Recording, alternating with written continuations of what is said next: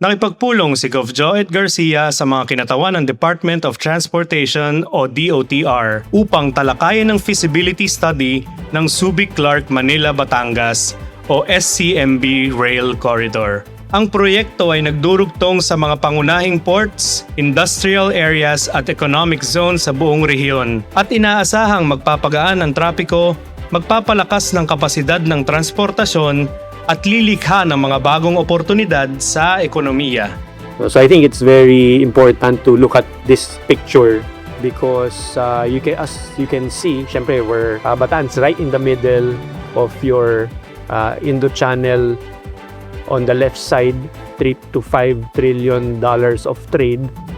Then in the middle of the trade that's happening also in Manila Bay and the three biggest regions in the country, 4A, 3, and Metro Manila. And Bataan will play a major role, especially the bridge is already ongoing.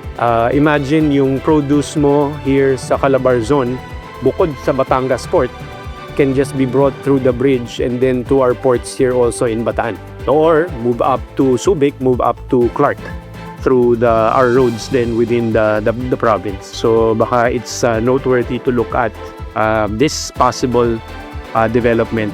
Ibinahagi rin ng pamahalaang panlalawigan ang mga flagship projects ng lalawigan gaya ng Bataan-Cavite Interlink Bridge at Coastal Defense Road bilang mga konkretong hakbang tungo sa pag-unlad ng Bataan at ng buong bansa.